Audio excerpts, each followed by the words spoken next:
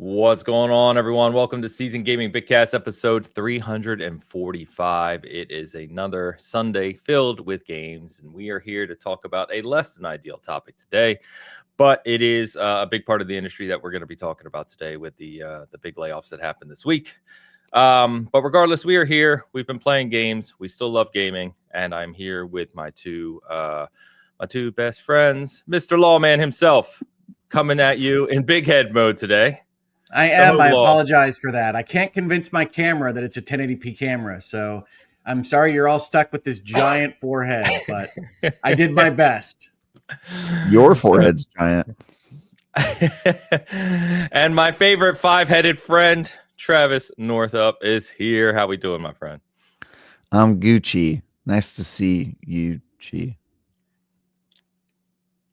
It's a good start. Is that the quality, welcome, everyone? That's the quality we're getting today. All right. We're getting. Sorry, guys. This is what happens on layoff week. My writers got laid off. See, that was better. You get back into the groove. You just gotta wake up. Shows. You ever watch the late night shows during a writer's strike? Sounds roughly like that. It's not very. Yes, not very good. Yeah. So I've written jokes for those shows. Really? Fun little. Yeah, that's a lordum. Yeah, you can send it. You can usually the weeks where the real writers are laid off, you can usually tell. Yeah. But anyway, we got a few games to talk about. Of course, it's relatively outside of the major layoff news, which we have to talk about. It was a relatively light week in terms of news, but we're going to cover it. We'll get into it. We'll get into what we've been playing and some follow-ups on some other things. Of course, before we do that, we'll get to a couple other things. So we've got Googleman, as always, kicking us off with a very early super chat here. Let's get to it. Googleman 81, 10 euros. Space Marine 2 just released the Siege mode update. It's basically a benchmark to see how much stuff can be spawned without crashing the game. Steve. Is it like Horde mode? I don't know, honestly. I actually don't know. I just bought Space Marine 2 because it was on sale like 40% off this week. So I haven't played it yet.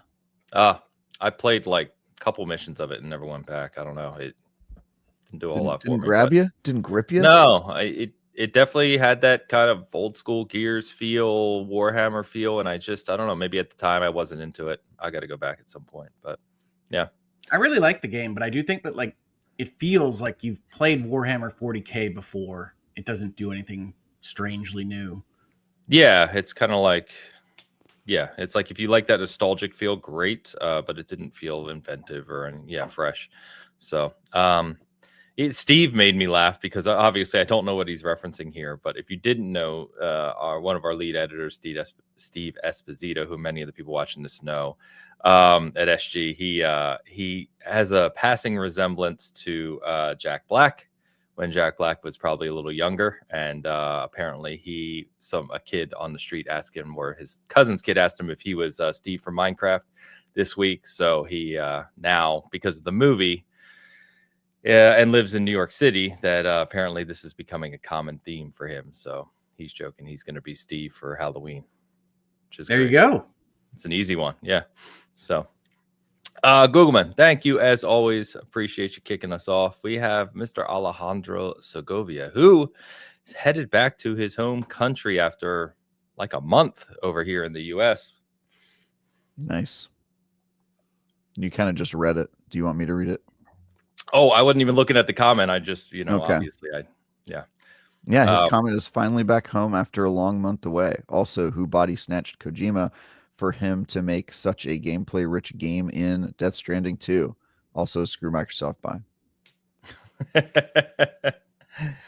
Yeah, we'll get into Microsoft, although, as we have to say many times, they are not alone in this space. But yes, before Kojima was known for his cutscenes, he was known for his gameplay. I mean, Death Stranding 2 is a Metal Gear Solid type game, but he invented Metal Gear Solid.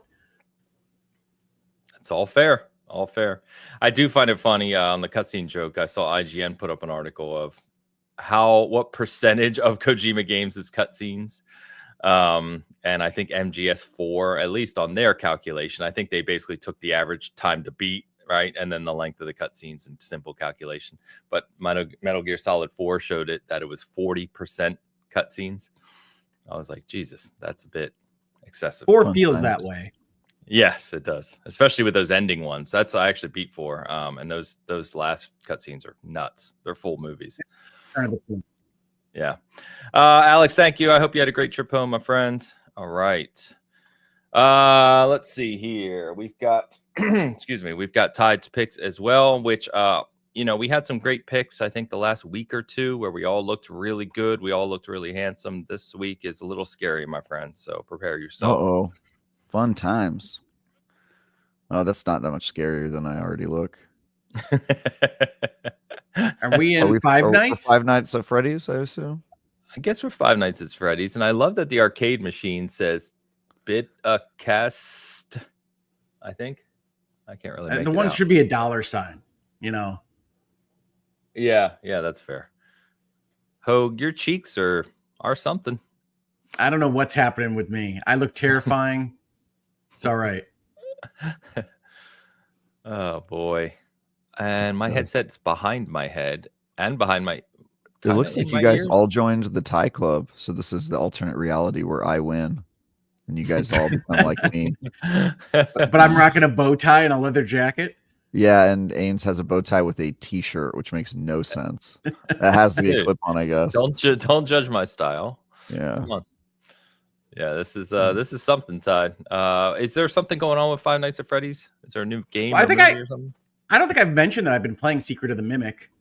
I don't think that's one that's come up as a Hogue note, but it's an interesting game. I don't love the Five Nights at Freddy's universe, but I do like how much breadth of games and types of games they get into that universe. So I've been enjoying Secret of the Mimic. Or what is Secret of the Mimic? It's essentially like if Alien Isolation were instead of Five Nights at Freddy's game. Oh, okay. Yeah. Right. That doesn't sound like your type of game, but you said you're enjoying it? Yeah, no, I like it. It's got more adventure game and puzzle elements than running away from monsters. So okay. I think it's pretty good. Cool. Well, Ty, thank you as always for the creepy picks. Appreciate you. Travis, you hitting us with a lore dump this week to kick us off, or no? We're gonna move on. Hell yeah. My question for you this week is related to studios, game studios, because why not? That's the theme this week.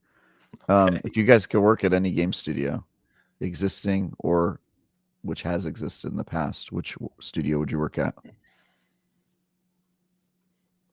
Has existed in the past? Wow. Yeah.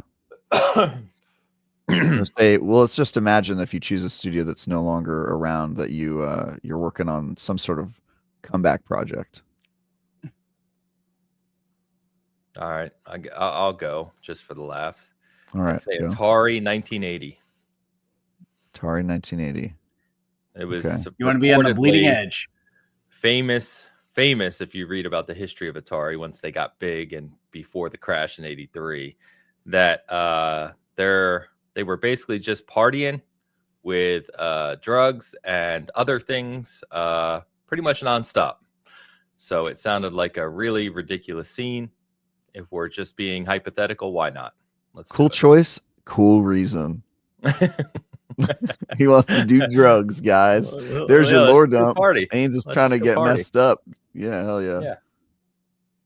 I think it would have been cool to be an Infocom writer back in the day. Infocom, that's going back. At first, my mind went to Interplay, but yes, then Infocom. Yeah. Nice. Maybe Classic Sierra would have been cool. I mean, there's a whole bunch that come to mind. Classic Sierra. Yeah. You do have the ads with You have the ads with the Sierra folks in the hot tub and whatnot. Yeah. Those early 80s studios when games got big and they didn't really know what to do with it, with all the money and success.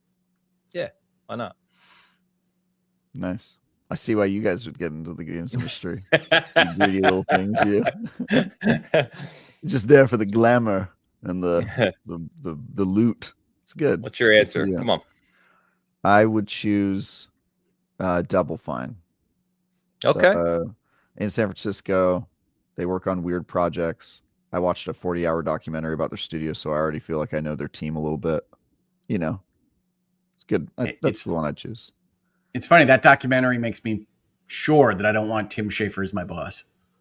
Yeah, well, how many bosses have you had that you've enjoyed in your life? I've had quite a few, honestly. All of them. Yeah. I mean, I think my bosses have added something and usually seem like they've got their hand on the wheel a little bit more than Tim appears to in that documentary. Sure.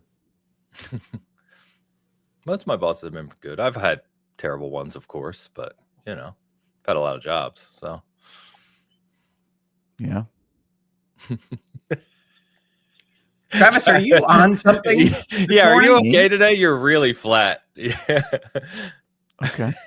Thanks for the feedback, bitch. I was just wondering, buddy. Yeah. I mean, You still waking up. I stayed up late last night, you guys. Tell us a story. Easy. What story? What were Please you don't tell us a story with this ASMR voice. It's uncomfortable. Guys, I was up late last night. Do you guys want to know what I was doing? I'm sorry. I know better than to encourage him. Playing a board game. On the shower, it went like... It's like just make all this go through a story. No, I'm chilling. I didn't know I was going to be the main character today. I'm just you have to. It's all you. You're hosting. No, I was just up late last night being a dumbass. Fair enough. All right. Well, Time says my boss is a real piece of work. The problem is I'm self-employed. That's true. Fair enough. Yeah. So let's jump into what we've been playing. I've been kind of waiting for certain games to release, right? I'm waiting for Wu Chang. I'm waiting for Donkey Kong. I'm waiting for Tony Hawk next week. So I'm kind of circling the wagon on standard games I've been playing. So I don't have a whole lot to add here. I've been playing finals. I did start playing Division 2 again. Just a go-to for me in terms of the looter shooter space. I have hundreds of hours in and started playing that again just for the hell of it. But nothing too new. Hogue, how's Death Stranding 2 going? You still grinding on it, or are you just kind of pacing yourself? Death Stranding 2 is fantastic, and it's so good that I have been slow rolling much of my play in the middle of the game here. And I've been talking it up so much around my household that my daughter, who I tried to convince to play Death Stranding with me earlier in her life, has finally said, yes, let's play that one. And we've been playing through Death Stranding 1 together. Now, interestingly, it's still a great game. I like Death Stranding 1. I'm on record for that. But interestingly, it is very difficult because some of the buttons are rotated and some of the options are changed to go from 2 to 1. So I haven't really been able to bounce between those games. So while I play 1, 2 is basically on the back burner because I don't want to swap my muscle memory so many times. So 2 is very slow right now in terms of my progress, but I still love it to death. I think it's a fantastic game. And 1 is clearly worse. 1 is clearly less well thought through than its sequel. So if you liked 1 at all, get in on Death Stranding 2. It is a fantastic game, one of the best of the year. But I'm going to be slow rolling it anyway because I like it so much. It's kind of funny how that happens because I know, we've said many times, not my type of game, but I know many friends who love Death Stranding, the first one, and really rave about it. And then a sequel comes out like that improves on it from what you've told me and Travis said, proves on it in nearly every way. And it probably makes you kind of reflect on your feelings of the original of just like, oh, okay, as much as I loved it, now I see how much it could have been improved, which is always kind of funny. And that happens for all sorts of games. Because it happens in all sorts of media. I just saw a movie this weekend, F1, which I really enjoyed. Really thought it was a very good movie, but it feels like it's just like one more draft away from being a great movie. And that's annoying. It's like you say, oh, I can see how this could have been fantastic, but it's only really good. Gotcha. Man, I was supposed to go and see that. And I think I may go later this week. It's really good. It's well worth seeing in the movie theater. Really big. That's what I heard. Yeah. And so we were going to go yesterday. It was still packed. I think July 4th weekend. So like the IMAX was still packed. I don't like seeing movies when they're packed. So, but yeah, I've heard it's good. You got to trust your fellow man. And who wants any of that? No, that boat has long sailed, my friend. Travis, dead man. What you been up to? Is this a new segment where we just talk about what we've been up to, or what am I talking about? What are we talking about here? What is this?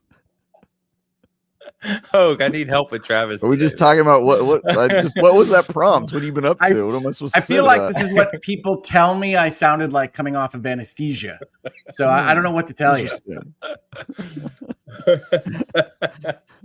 I mean, what was that question? What do you mean? What do you know what I mean? Don't play naive. Come on. Are we in the games section of the game? You playing anything? Yeah. Okay. Currently playing. Let's see. Tears of the Kingdom. Playing that. Speaking of sequels that are better than the predecessor in every way. Yeah. Tears of the Kingdom is a tremendous game. It is very good. I think Tears of the Kingdom is the game that everybody thought Breath of the Wild was, but it wasn't actually that game. Breath of the Wild absolutely was not that game. Yeah, I know. Tears of the Kingdom is, though. I do want to go back to it on the Switch 2 upgrade from what you guys have told me, because I hear it's noticeable, right? So I kind of fell off the Tears of the Kingdom train, despite really, really enjoying my time with it on the Switch 1, just because I had other stuff to work on, and also because, there was stuff like the draw distance, and I was like, I wonder if I wait like a year if I'll get a Switch 2. Ended up having to wait 2 years, but I did get a Switch 2, and I'm kind of glad I waited, because my first experience, like all the way through Tears of the Kingdom, seems like it's going to be on the Switch 2. I'm like making quite a bit of progress. I'm probably like halfway through all the stuff you can do in Tears of the Kingdom. Yeah, I'm really, really loving it. So I've been playing that. I think, not to interrupt you, but on Tears of the Kingdom, I think like I was really liking it, especially more than Breath of the Wild as I started. I got about 10, 12 hours into it maybe. And the only problem with me is I'm not a big puzzle game guy anymore. And so having to, be forced to do some of those things to get across certain areas or do certain things in the game was just wearing on me a bit. And I don't know if I'll be able to overcome that.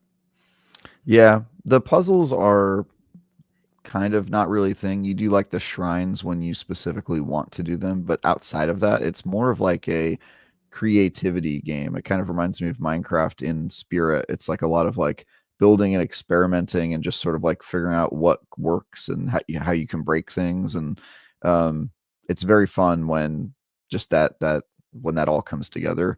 But as a puzzle game, like it still has that main criticism of Breath of the Wild, and that it doesn't really have like full-on dungeons. They're significantly better than the Breath of the Wild bosses, which are not really dungeons at all, but they are still kind of like mini dungeons, which is they never get there in this series with dungeons. Yeah, I think I said it when I played it the first time, but my issue with Tears of the Kingdom was that so many of the puzzle elements are based on the physics and that creativity. Right. They don't have that clean sense of I solved it. I understand how this works and we can move on. It's got this, all right, I've built a pinball machine and I hope that it decides to send the ball where it needs to go. And I don't love that aspect. I actually do like that, because you said that last time. Yeah, it's sort of the old way of doing puzzles, and there are games that I really love that basically give you a correct solution, right? Like we were talking about Talos is what I usually use. Talos, thank you. Yeah, Talos Principle is like a great example. Like there's almost always like a correct way to do it. Although even in that, I feel like sometimes I do the solution that they weren't expecting. But it does feel a little bit like old school, and you're just like putting a round peg into a round hole, and you're going, cool, did it. And there is something to the thought of like, well, here's a problem. How do you think you should solve it? And it being a little bit more open, and the tech is good enough to like facilitate that. And so sometimes mostly good enough. Like that's where I get stuck in these kinds of games. It's like maybe it'll work properly, and maybe the physics will throw you through a wall instead. I'm not really experiencing that. I think the physics are pretty consistent. Sometimes you get thrown through something because you miscalculated some sort of physics thing. I built like this paddle boat where the idea was that I put wheels on the side of a raft, and then I put long pieces of wood so that when the wheels turned, they would like paddle the water and it would move my raft forward. And I completely misunderstood that it would also spin the raft part that I was sitting on. And so the paddle started spinning, and then the middle part that I was sitting on started flipping, and it just threw me completely off the raft. And stuff like that is very funny, because you're just like, oh, okay, well, that is how it should have worked. You can't put wheels on a on a piston and expect the platform to remain static, but I just didn't think about that. And so yeah, I'm really enjoying it. I know I'm late to this. This game is 2 years old, and hell of people have written. I had Tom Marks was at my house last night. He was watching me play the game, and I was like, Tom, how come you didn't tell me this game was so awesome? He of course reviewed the game and wrote like 5,000 words about why. It's like the longest IGN review ever published about why that game is awesome. But I'm getting around to that. I'm also getting ready. July is going to be a tremendously busy month for me. We've got Tales from the Shire, I think, is going to be my review I'm starting to work on tomorrow. And then in the middle You think of the that month, want to launch? It'll launch at the end of the month. The codes are out now. Like, we have a PC code we got yesterday. So yeah, that game seems like it's going to come out. I don't know if it's going to hit the mark. The previews were a little rough on it, so hopefully they've worked on it. We'll see. I haven't played that game at all. I just have heard, through the grapevine, my coworkers who've played it. And then middle of the month, I have to make a choice between Grounded 2 or the new Destiny expansion. I think we're going to go with Grounded 2 just because there's a lot more interest in that game. And the last 2 Destiny expansions have barely got enough traffic to even justify the review, unfortunately. So I think we're probably going to skip on that. And then the end of the month is Wildgate. July 22nd, I think is when I start playing that. So yeah, there's a lot of big titles. I'm probably going to be doing 3 reviews in 3 weeks. So I'm just getting my time in now and catching up on games. I played more Death Stranding 2, Expedition 33. I beat South of Midnight, which is cool. And so I know you played that one. And then I'm trying to work on my backlog. I don't often get like 10 days where I can just chill and play whatever games I want. So it's been nice, and I'll miss it tomorrow. I think I should be covering Grounded 2 as well, actually. Nice. I've got to see on that one. I think the option will be there, of course. It's more about making sure we can actually cover it, because I think I'm going to review or help review, maybe do guides for Wu Chang. So, and those come out like very close together. So I've got to figure that out too. Yeah. How much of Grounded 1 did you play? More than someone who hasn't played it, but not enough to really speak intelligently about it. I finished the original campaign before they expanded it and finished it, and then I played it some more later on. So I don't know, maybe 20 plus hours, something like that. What was the original campaign like? What did it end? I never got that far in the original one. Yeah, it ended. So I don't want to spoil anything, but you get to a bunker and you get the computer and right, you meet the first NPC underneath. Yeah, like an hour. It wasn't long after that. It wasn't very long. Okay. Yeah, I played that build of the game, but I fell off super fast. So yeah, there wasn't a lot there early on. But the guy I play, Pampa, shout out to Pampa, who I play all my like multiplayer stuff with, right? He's like you. He played a ton of Grounded 1, like hundreds of hours, and so I've talked to him about maybe kind of playing too. So we'll see. Nice. But, yeah, and then Wu Chang. I think Lewis is actually reviewing Wu Chang for us, but I'm probably going to help. Maybe do some ancillary content for that one, and then Tony Hawk's next week too. So Tony Hawk, or this week, excuse me. Tony Hawk is this week. Donkey Kong is next week after. So plenty of games to play, that's for sure. Oh, I got a cool Donkey Kong tie for that episode. Yeah, nice. I have DK's tie. They actually sell his like tie at the store. That's awesome. Yeah, I'd wear that. Yeah. So I'm gonna wear it. It's a little too red, It's kind of it's like bright red. That shade of red is like not. You can't really aggressive. Wear that not with my skin tone. You can't wear that bright of a red. But I'll wear it for the sake of that episode, so I can look like DK. Okay. Well, I wonder if there's a brown dress shirt I own that I could wear so that I look like I am Donkey Kong. I got the fur. That'd be cool. What do you think? Get a fursuit. I mean, come on, do it up. They actually sell those at the Nintendo store. They sell like onesies that are like full. They make you look like an ape. Yeah, pretty good. Because you are out next week, are you not? That's right. Yeah, I am. Yeah. So you won't be here, but the week after is Donkey Kong, so you'll be back for that conversation. So. Sweet. Cool. I'll store up my strength, and I'll come back when I'm not on drugs. Apparently. kidding.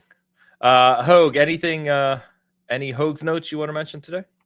I don't think so. I have been playing Deck of Haunts, which was a game that you mentioned. I think it was last week at this point. The weeks run together. But I've been playing that. I really enjoy that. My daughters accuse me of only liking games that are broken down into card games at the end of the day. I've been excited about the fact that both of my daughters are currently comparing scores in Balatro. And all of their stats are better than mine, folks. All of them. You can go down the list. Number of jokers, size of collection, wins. Both of my daughters have better stats than mine, and one of them only started playing like this week. So fantastic. Feel good about myself there. But that's what's been going on in Hogue House. I've been playing a cozy game that's a little bit old, a few years back, that I've really wound up enjoying that I didn't expect to enjoy, called Ooblets, which might be one that you're familiar with. Mm-hmm. I believe it was on Game Pass when it released. It might still be there. I never know when things go on and off Game Pass. But that was a game that I introduced to my daughters a few years ago. Didn't really love it at the start. Didn't realize that most of the way that they've set up that game is that the mechanics open up as you do things. Like, it doesn't seem like much of a game when you start it. And then the task list that you get at the start doesn't sound like you're doing anything very interesting, but each thing on that list opens up an entirely new mechanic in the game, which I like as a way to build the game, but I didn't know it was doing that. So now, years later, I'm playing it on my Switch 2 because it was on sale during the summer sale, and I'm really enjoying myself. So Ooblets and Deck of Haunts.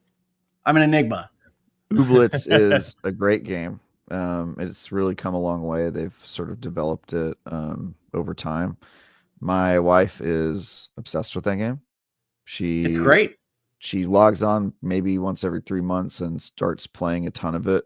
She often talks fondly of her follow babies that follow her around. Babies and home buddies. And I've seen many a dance battle fight scene. Ains, you don't know this, but the fighting in that game is done via a dance party where you have a dance contest against your opponent. Makes sense. It's a very, very goofy, fun, experimental game that also frustrates Dee on a regular basis because they have bugs and stuff that doesn't work, and she's had to wait on that game a bunch of times in the same way that she's waiting for Date Anything or Everything to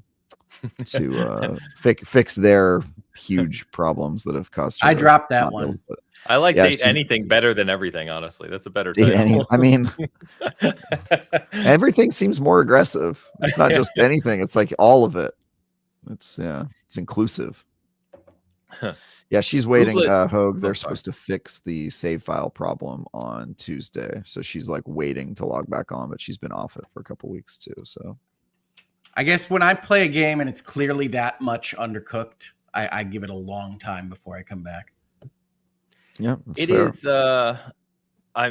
Time flies, guys, because I remember hearing about this game when it was getting ready to launch, and I'm like, oh, that's that game that came out last year, right? No, it released in early access in 2020, Ooblets, and it released formally as, I guess, 1.0 maybe in September of 2022. It's nearly 3 years since 1.0 release. God. Yeah, that's when Dee started playing it. So I've seen this game off and on every 3 months for 3 years. Okay. All right. Yeah. It's highly rated.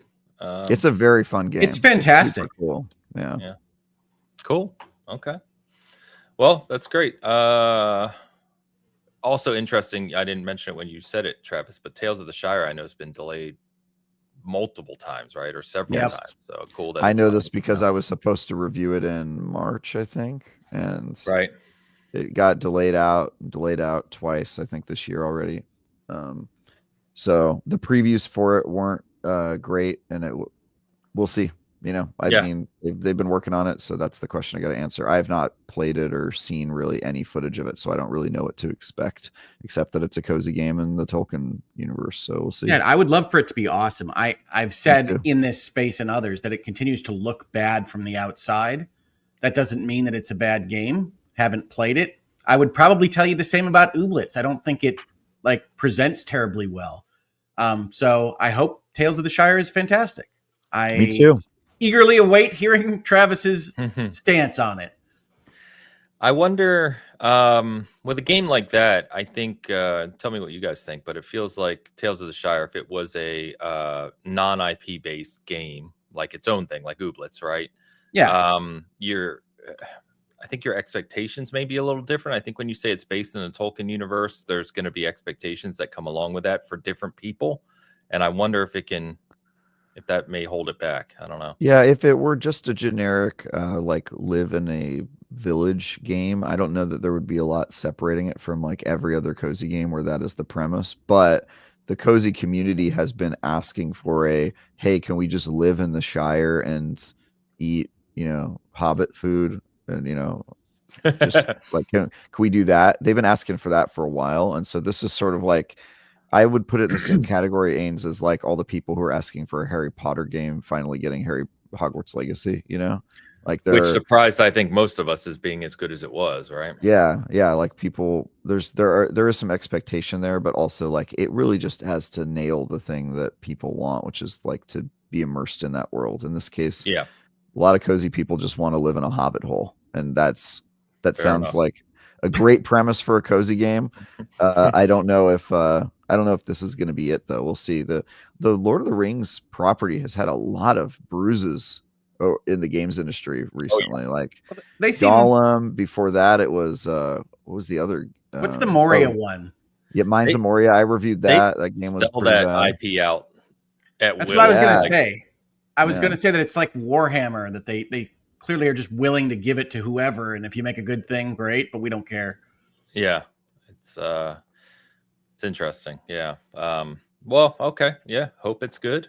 Wish the devs obviously the best of luck with it. So we'll see. On the cozy game side of things, I did want to mention one other thing that I was playing this week. I apologize I didn't mention it earlier, Ains, but I wanted to bring this one up because there's a level of cozy game that I didn't know existed, honestly. Ooblets is a game that I love. It makes you say silly words, and you have your follow babies and your home buddies and all these things, but it also has a series of tasks that you have to do, dance battles to compete in, a game element of it. I'm playing a game this week that I got called Locomoto, in which the premise is you get to move a train through these various cute cities and help out these kind of anthropomorphized animal friends. But it really doesn't have that task list. It really doesn't have that resource push. It is almost not a video game. It's almost not a game. It's more of a cute thing with a train. And I didn't know that you could actually go this kind of low on the level of gameplay in one of these things. I'm not hating it. I'm not here to tell you don't get this thing. It works fine. But I was surprised that it really doesn't have any design elements that I would expect, even in the cozy environment. Locomotive, like it's spelled, or something? Locomoto. Locomoto. Okay. I was thinking of a different game when you first said it. That's why I smiled. That's obviously not the game I was thinking of. No, I did try. This one, you're a train conductor, basically. Just running a train. It's a cozy game running a train. Is that what you said? Yeah, but with like no resource push, no real task lists, no real goals to accomplish. You're an animal. Good-looking game. Okay. You're an animal? Yeah, you're an animal, man. Obviously, it's a cozy game. You're always an animal. Or you're a human being the mayor of an animal town. Those are the two types of cozy games. Fair enough. All I can tell you is I didn't know that there was a level of design that was kind of below the Ooblets of the world. Yeah. There's games you don't even have to press any buttons on. Those are movies. Very... Yeah, I mean, some argue that, but like there's a level of visual novel where they take away the game elements, and then with autoplay, you literally you hit go, and then you watch a TV show. You just read a book, basically, watch a cartoon, and that is a game. People like those games, so If you tell me a good story, it doesn't really matter the medium, but this one is not trying to tell you a good story. This is you're a little rabbit person or a little mole person or whatever you want to be that runs a train. And then, you can go get resources. And if you help somebody out, you might get a token for other resources that you can use to make a nicer chair in your train. But Ains definitely wants to be a little mole person. He's talked about this many times. From what I understand, both moles and rabbits don't like the term person. So I'd watch your wording there, please. Well, I made like a person, an animal person with like little rabbit ears and antlers, and I called him Mr. Brick. And this was the funniest thing that my daughters had seen all day. But it's not a game. What's a replacement for person for moles? The glorp. I'm not going to use derogatory terms on the show and fall into your trap here, sir. Sorry. Wait, why are you defaulting to the derogatory version? Why don't you just use the? He only knows mole slurs. I don't know. He only knows slurs for moles. That's crazy, dude. He doesn't consider them people, or he thinks that they don't, and then he only knows like derogatory ways to describe them. I don't know, guys. This seems problematic. Can we cancel Ains? There's nothing to sound off in the comments. Should we cancel Ains? Ains, put together a poll. Ains, I heard you're getting canceled. What happened? I said something about a mole. What?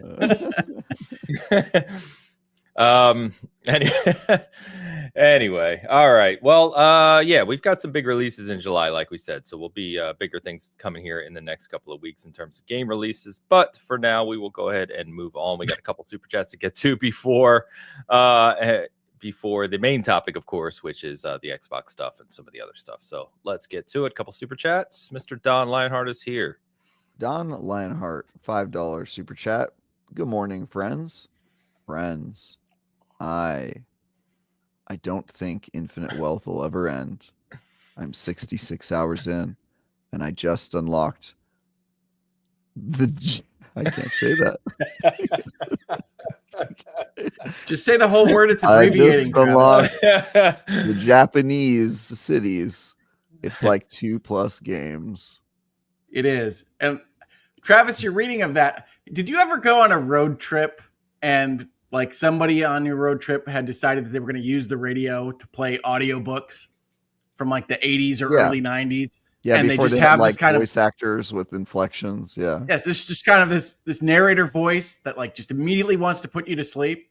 Mm-hmm. Like I feel like you've achieved that. You're welcome. Thank you. That's something. Yeah, that game's long. Did you guys? It does end though. I'm not going to ask Hogue because Hogue doesn't beat games, but did you beat Infinite Wealth? That's one of the ones you beat. He beat it, yeah. Yeah, he's actually the only one of the three of us who beat it. I'm like at the very, very end, and I just haven't gone back to finish it because I was what I said. I apologize, big head. Infinite Wealth is one of those that actually went down in my estimation a little bit with its ending. It's not a strong ending for that game, but I did love the game overall. Yeah, I remember loving the end of Like a Dragon, or kind of that arc. So I think you remember saying it's weaker than that, right? It is. Okay. Yeah, I need to go back to it. Stephen H says it took him 120 hours. So that is a long game. I'm at like 110. I literally just have to go back, and it's on my backlog list. I'm going to get to it. Okay. Cool. You just wait and see. I'll show you all. I'll show you all. Hey, I'm on board with Xenoblade Chronicles 3 as soon as they give me a Switch 2 edition. God damn it. You heard it here. You heard it here. That's a promise. I'm ready.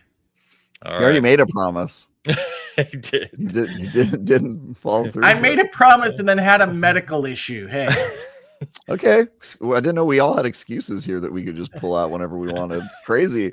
How many years are you going to get to use that one, Hogue? It was literally that year. Oh, I had a stroke. Oh, that's so difficult. We get it, funny bro. Because my family like 3 gets years. me crap for that, because sometimes I'll just point to my head and go stroke. I'm like, no, you can't use that forever. Yeah. Just my brain hasn't been working for like 27 years. All right. Get over it. Although I do also like to use it when I remember something that somebody else doesn't. Say, hey, just a little brain damage, but I still got that. Nice. That's fair.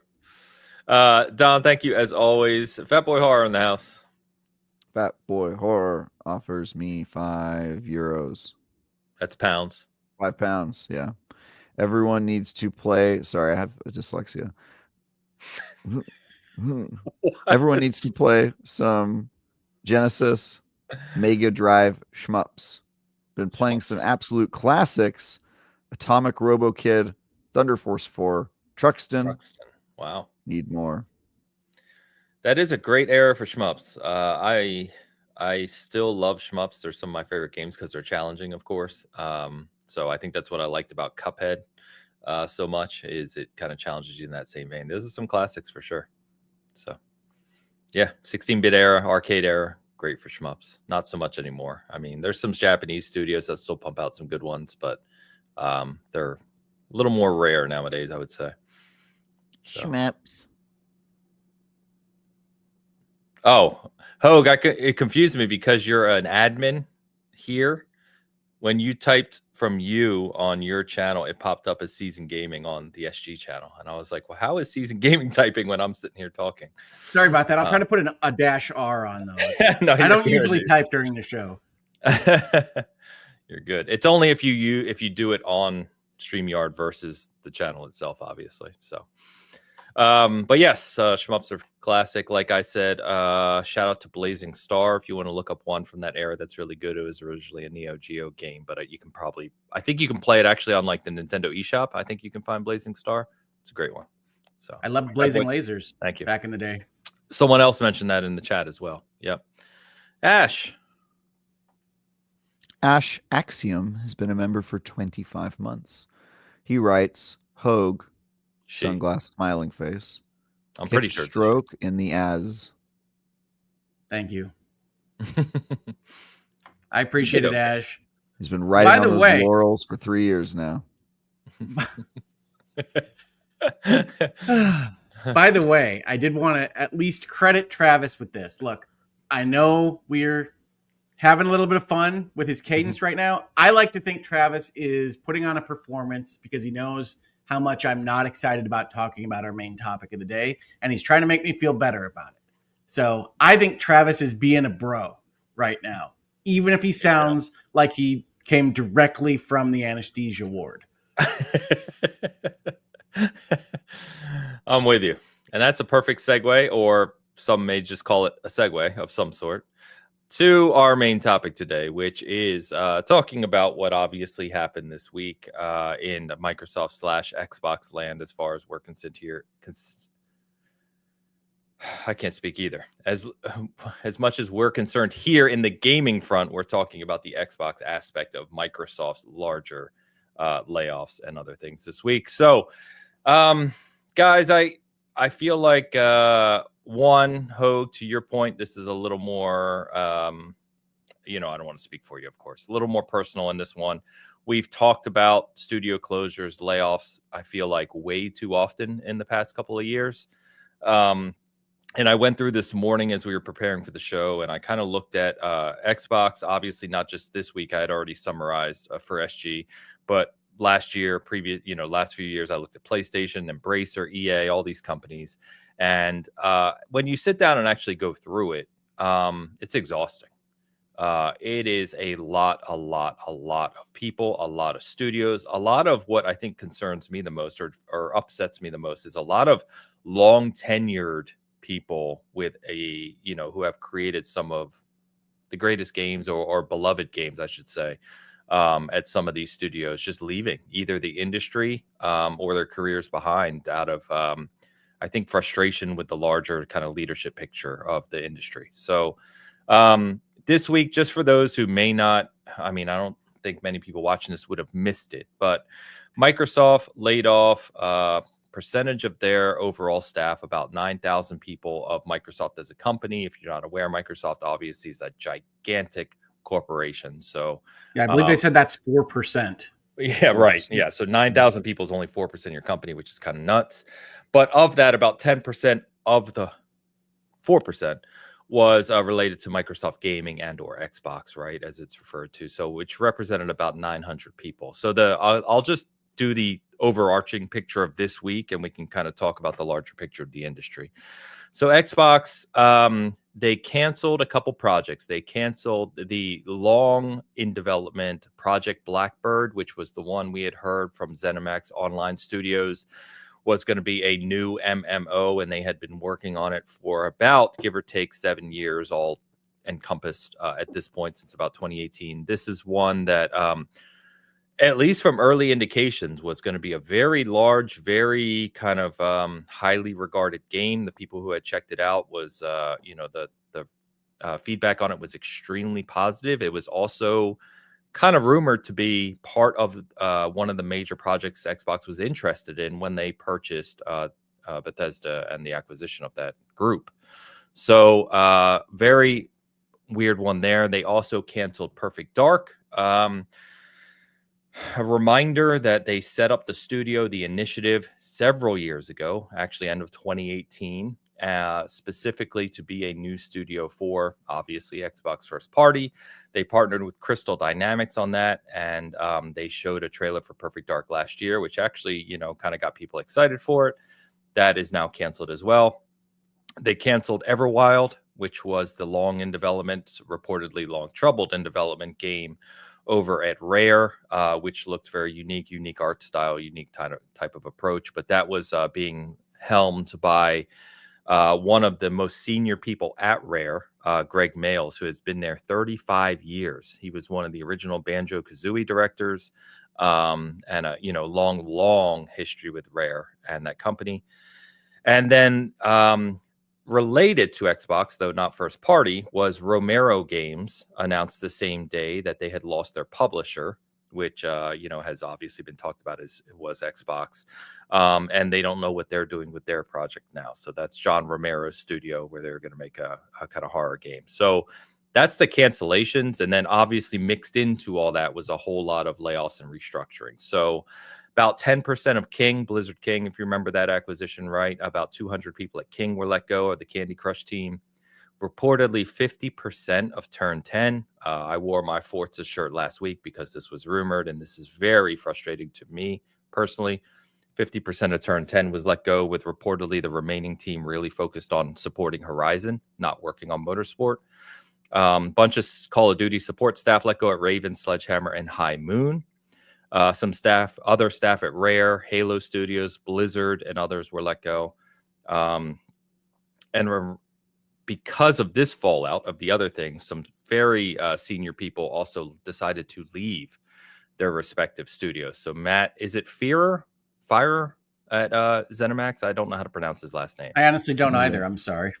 Okay, so Matt Firor, F-I-R-O-R, so apologies for not pronouncing that correctly, but he's an 18-year veteran of the studio. He led ESO, and he was the president of ZeniMax Online Studios. He decided to tenure his resignation. Similarly, at Rare, as I said, Greg Mayles, who was one of the last remaining original Rare members, if you will, from the Nintendo 64 days, left the studio, as did Luis O'Connor, who had over 20 years at Rare as well.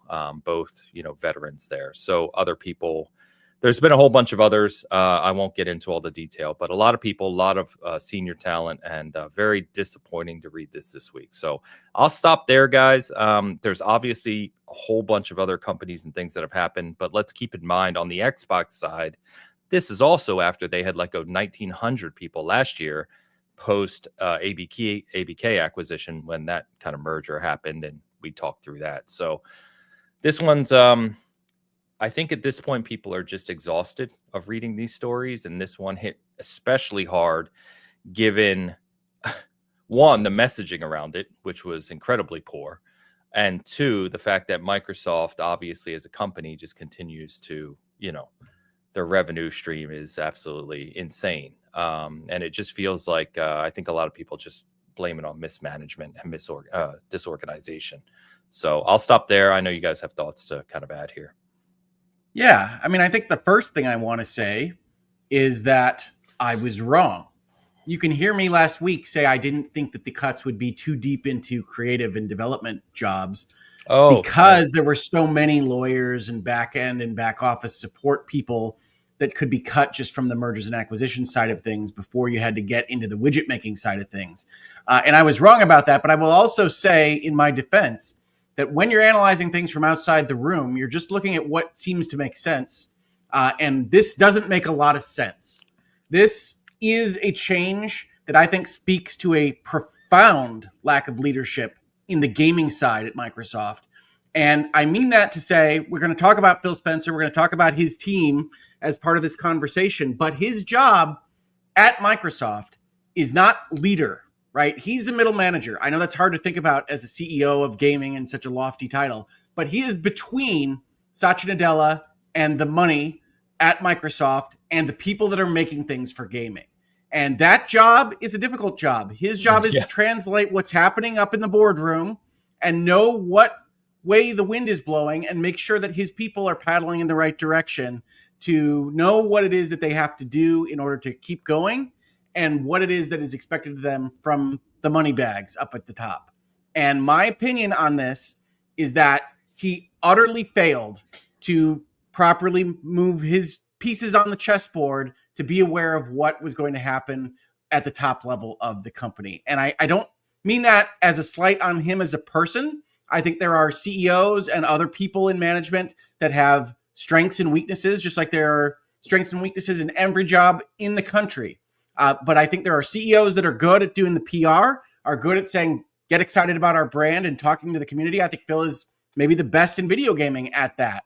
But I think, and it's been years now that I've been on the Bitcast that we've talked about this, he hasn't been great at getting the pipeline moving for the games that he has even acquired and put into the Xbox group.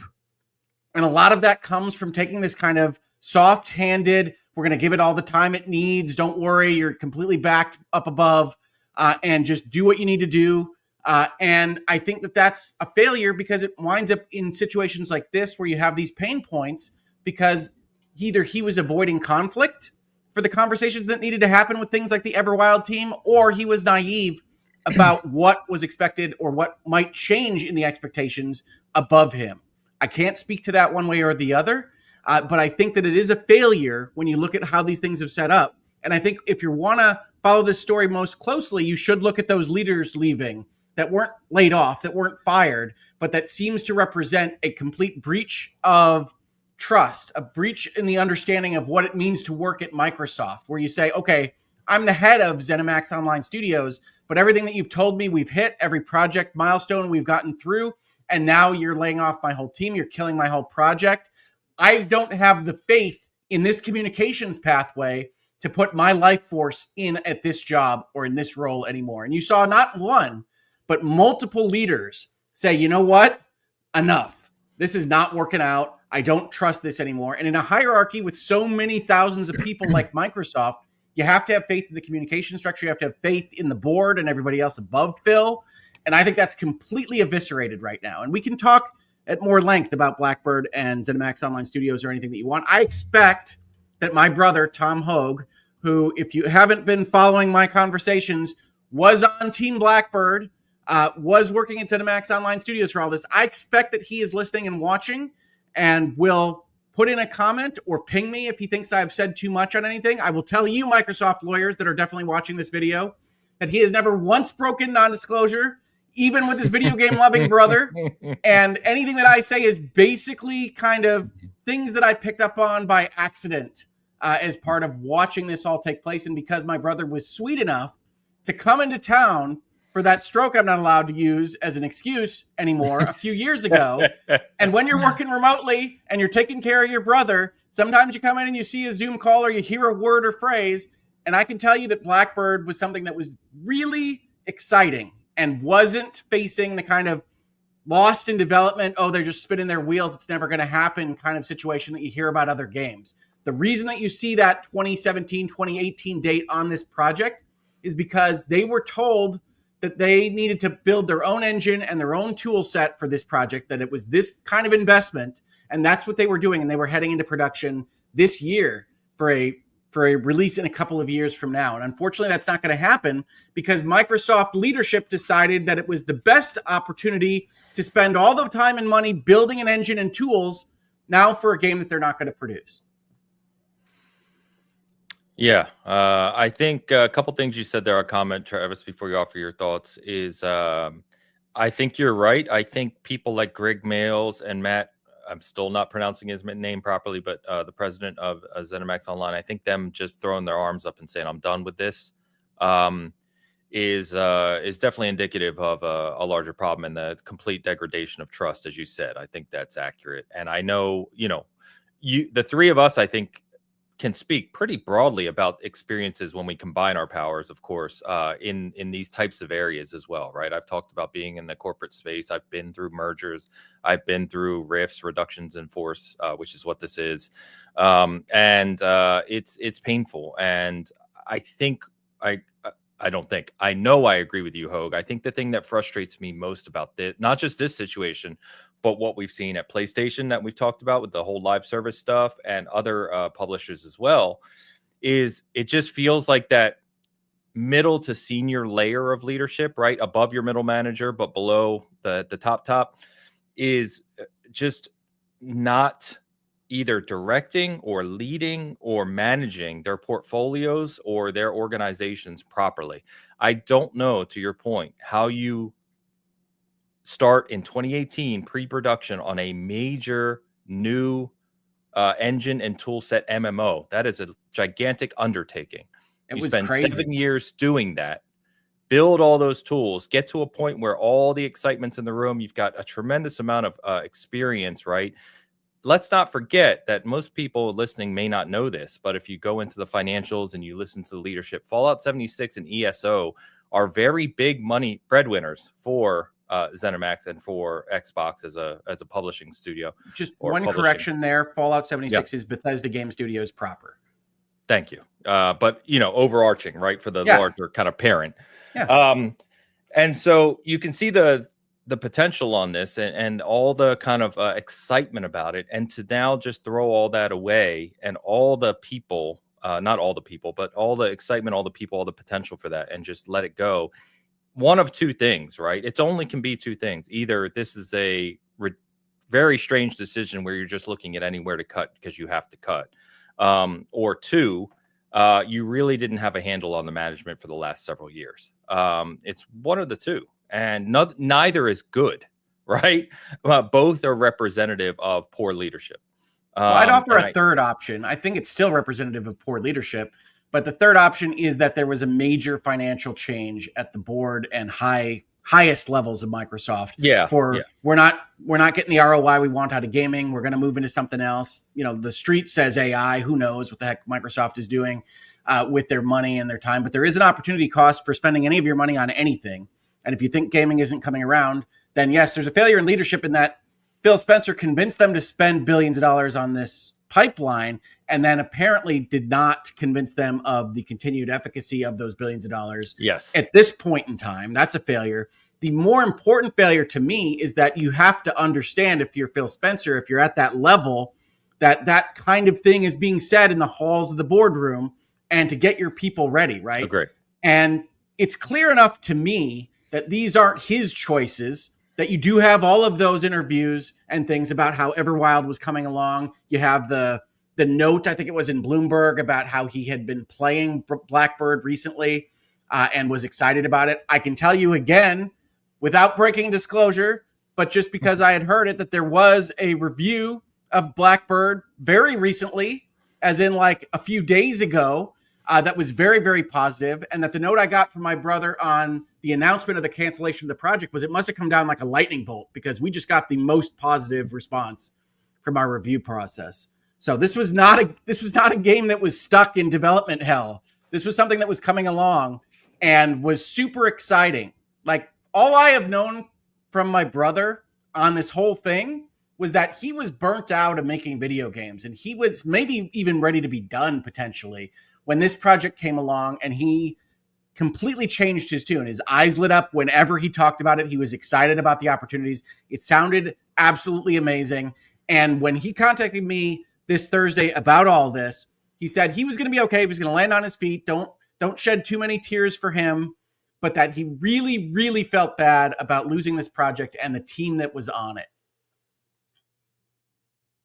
Sorry, I was typing, but yes. So it's painful to hear. And I think going back to the leadership point, one more point, Travis, I apologize. I know you haven't spoken on this yet. So I think the lack of leadership is demonstrated most by what you just said, Hogue, relating to Project Blackbird and everything to do with that, but also Perfect Dark, because, obviously I'm not breaking anything here, but, I talked to plenty of people in the Xbox space, and have some information and stuff. And it's starting to kind of come out now. I think you may have seen some of the articles, but according to people who know, Perfect Dark was a mess. It's been a mess for years. And what we saw last year was not real. So that was basically a vertical slice trailer that was made for the Xbox showcase that looked great. Like, people really liked it. They were trying to get a game even towards what that looked like. They weren't there. And so I think when you cancel something like that, sometimes gaming projects don't come together. Games are incredibly hard to make. We've talked about that many, many times, and we've heard that from many people over. So I get that, right? What I don't get is the fact that the initiative was stood up in 2018. They started working on Perfect Dark in 2019. And 6 years later, you don't even have a functional project. That doesn't make sense. I mean, it's that soft-handed approach. That can't happen. It is the worst kind of project management to say everything's going to be okay. You get all the time you need. I'm not going to direct you too much. I'm not going to micromanage you right until you get the memo that says you're all fired. It's like, that is a method of leadership. I would put quotes, pretty big quotes around leadership there. But that's a method. It's one that I hate. It's this kind of conflict averse. We don't want to get into the tough conversation, so we're just going to let you die. Because we're not going to have those conversations. And then the people that actually pay your bills are the ones that are going to cut you off. Sorry, so sad. And it's just the worst. And that's what I see the most from this kind of leadership group. I don't have any inside knowledge about Phil Spencer as a person or how this group actually operates in the moment. I can only tell you from the outside, it looks like they soft pedal almost everything. It's why the pipeline is so kind of chunky. They have good quarters and bad quarters. They don't have this kind of smoothish product pipeline, and it's the same reason why you have interviews where he talks up how much he loves Everwild 3 months before the entire team gets gutted. So it feels bad because it is bad. This to me is the moment where you say, no, there's something seriously wrong with the way they are operating their gaming division, and people really need to start talking about that. I know Spencer is a gifted communicator with the community. I know that there's a lot of street credibility he has from the way that he talks to people that like the brand. But at some point, the rubber has to hit the road. At some point, you have to look at it and say, you know what? I think you're really good at that. You may be the nicest person in the world. I think you're really bad at actually getting products done. And you're really, really bad at serving this particular job of moving between giant corporate board and the people that actually make your products. So I think that's a good segue for Travis. So Travis, we've talked about this topic a lot. And you've talked about the creative aspect, right? Approaching the conversation from the creative aspect. But I think you've said many times on this show, you can't let creatives just kind of run wild, because then you'll spend 10 years not actually delivering anything. And I think to Hoag's latter point there, that's exactly what you're normally talking about in this space, is like, there has to be, you want your creatives to have enough freedom to experiment and to kind of create new things, but they have to be held to some sort of accountability, timeline, funding, etc., so that you're actually delivering projects. It feels like there's definitely a gap in that space in what we've seen with Xbox as a larger entity over the past, long time now. Yeah. I honestly don't have a lot to say on this topic, especially the new stuff. Is it the anesthesia? Especially the new stuff that we haven't. We've talked about layoffs on the show a bunch of times, and every time I say pretty much the same thing, which is like, Microsoft said this was 9,000 people, 4% of their company, so they have 225,000 employees apparently. That's about right. I think that's the math. Right. So 225,000 employees. Making games is already really hard when you have like 60 people. It's basically impossible when you have 225,000 people. To be clear, not all of Microsoft makes games. Correct, but it does make the process of making games harder, that you're attached to all of the other things that you're attached to. Sure. Microsoft has a whole bunch of different priorities, including AI, of course, which they're making a huge investment in. And I think I've said this many, many times. I don't like big business like this. I think it, especially in the creative space, leads to taking fewer and fewer risks until you basically just miss the entire point of what creative undertakings are supposed to be about. I don't think creativity comes from companies of this size.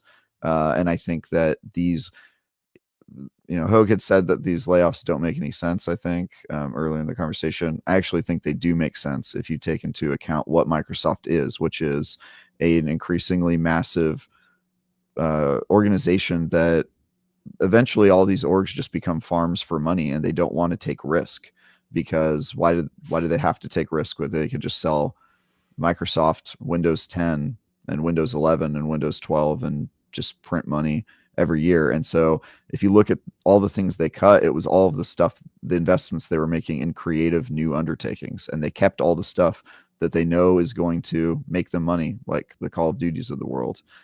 They cut Blackbird, I believe, because it was a large bet, and they aren't interested in taking large bets anymore. They cut all these projects out at the knees before they got to see life of day. Perfect Dark, which was admittedly troubled development, so was Everwild. But these strike me as like, let's tighten things up. Yeah, we don't care if this game might become Blackbird might become the biggest game ever. We just don't know, and why put our earnings at risk? And so this is what these companies do, in my opinion. They turtle up and they become less innovative, and that's why I don't mess with these companies. I just don't like them at this level. Yeah, and there's a lot of conversation, and it's not just Microsoft, right? But we know there's the articles about them investing 80 billion more in AI this week, and as I told in the chat, right, they're not alone. Google, Alphabet, Alphabet, and Amazon, and Alibaba, they're all in the same place, right? The AI chase is on, and so that's where all the money's being thrown. But I think we've seen this before. Out of Xbox and Microsoft, and it felt, maybe this is just a feeling, so you guys can tell me what you think. But if you think about Xbox is 24 years now, right? Coming up on 24 years since coming into the industry. We've seen the times where Xbox was allowed to flourish as its own kind of gaming thing. And I'd say the peak of that was the Xbox 360 era, right? And everything that happened during that era. But we've also seen the opposite, which is where Microsoft lays too big of a hand. They basically do this. They start to cut across the board, and they basically treat Xbox as this small little gaming niche that doesn't matter. And it felt, at least anecdotally, like in the past couple years, there was a true, as Phil himself and others, they're all in on gaming and big gaming investment. And they obviously did put big investments into gaming with the ABK acquisition and others, right? They've spent a ton of money into expanding their first party portfolio and publishing arm. But it almost feels like now they're coming full circle again, which is like, well, we've put all this money into gaming. It's not giving us the percentage of return, to your point, Travis, like AI will, or like Office will, or like Azure will.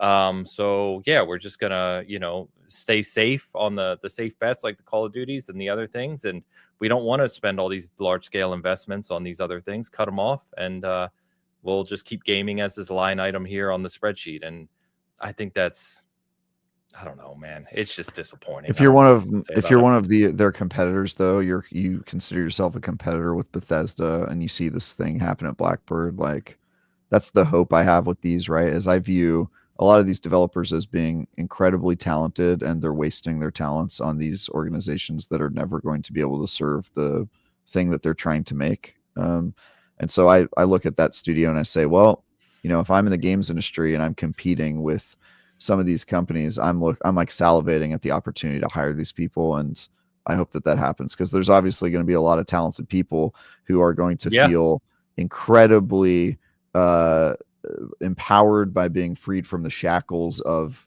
a large organization. Sure, you get a little bit more risk. You don't get the, cushy job because you're at a made company, but clearly it's not that cushy anyway, because they let you go at a way higher rate at these organizations. So I say maybe it'll open up some new studios, and they can take some new chances, and they can get back into what games are really about, which is taking risks and seeing if you can create something that's never been made before.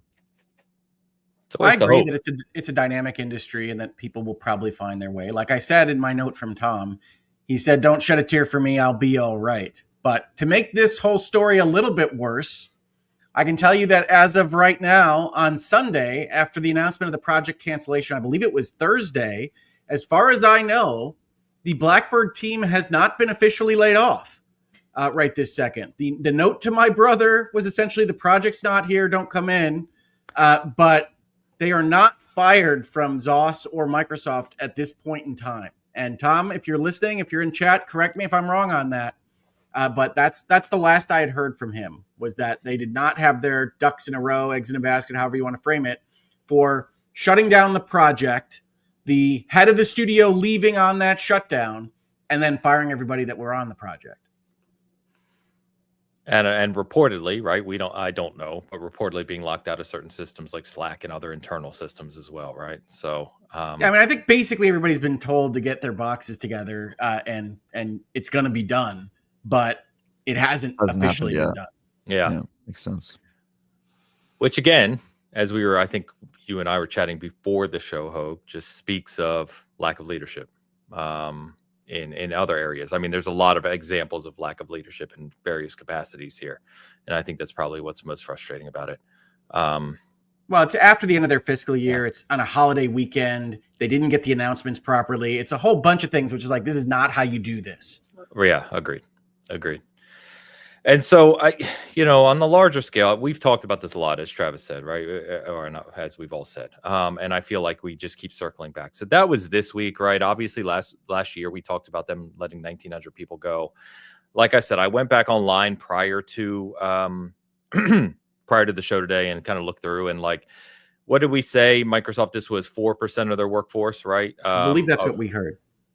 Right. And Microsoft, massive company. So, let's remember last year, February 24, PlayStation let go 8% of their workforce, right? Which was about 900 people from PlayStation directly, not Sony. And so, we're talking about all these studios being shut down. PlayStation's gone through a similar thing.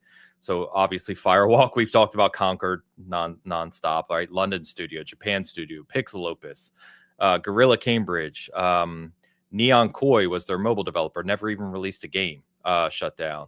And then, July of last year, Bungie, Travis, which obviously you were closer to, they let hundreds of people go.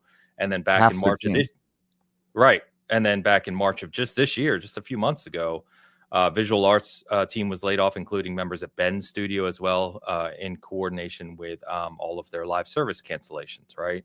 And we've talked, that's the reason I kind of had Herman Holst on the thumbnail as well, is because we've talked about the lack of leadership and all the same things we just said in the PlayStation era too. And then you look at Embracer in the past year, between this year and last year, Embracer has let go about 6,500 people.